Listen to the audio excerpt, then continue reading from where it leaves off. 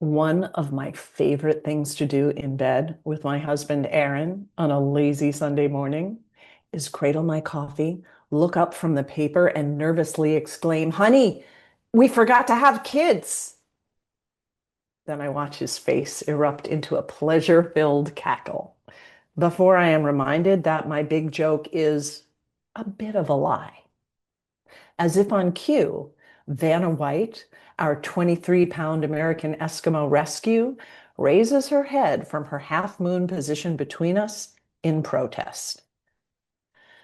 Vanna is most certainly our fur baby, or as I like to call her, my dogter. And like some mothers, I drop her off at daycare, take her to get her hair done. We like to exercise in nature and share deep talks and go shopping.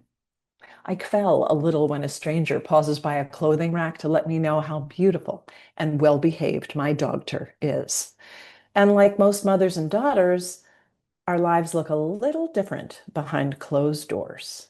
Let's just say that Vanna White is nothing like her namesake, the quiet game show host who turns the letters around. In fact, living with Vanna, the noise level is off the charts. Anytime a stranger, neighbor, or friend approaches the door, her high-pitched shrieks cause my Apple Watch to flash a loud environment alarm. While she's piercing our ears, she'll also jump on my guests, causing them to tighten their lips, gently shove her, or yell off while silently judging what a terrible mother I am. When Vanna first got home from the orphanage, our fate as mother and dogter was sealed when she accidentally fell in the pool. I scooped up her dripping, wet rat body out of the frigid water and wrapped her in a towel, gazing into her sweet, scared little eyes. But within a week, her true nature emerged. There was the barking, and a few weeks after that, Vanna dug a hole in the fence and started breaking out of the yard, causing me to chase her around the neighborhood. I'd call Aaron at his work 30 miles away in a panic, running down our driveway in my robe. "Honey, she's out again." "What do you want me to do about it?" he'd balk. I'd hang up, pissed at them both. I won't tell you about the bunnies, but when she attacked a smaller dog of a friend, leaving a little tooth mark on its torso, I was in a true panic and called an animal psychic who explained that Vanna didn't think of us as her pack leaders, but as the best piece of steak she'd ever had.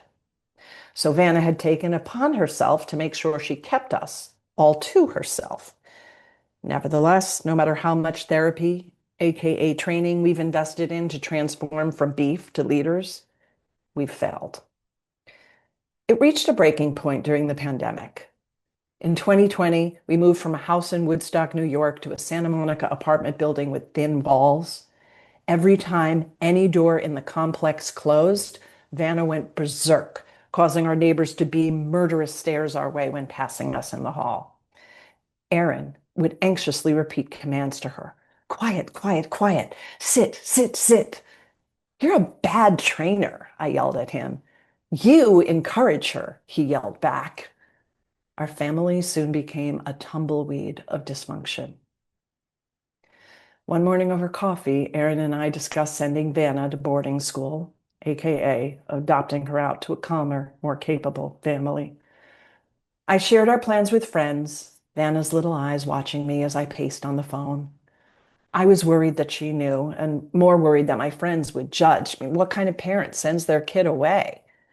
But when Vanna's frantic bark hit the phone speaker, my friends kind of understood. In the end, we didn't try very hard to rehome Vanna. Instead, we bought her a house. I was going to have to find a way to let Vanna be her wild self, and it didn't have to reflect on me. I didn't have to manage Aaron's dog training either.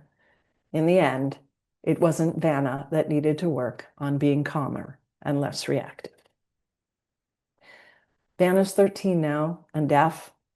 For the most part, the power struggles have calmed down. Aaron and I may have forgotten to have kids, but thanks to Vanna, we certainly haven't forgotten how to love.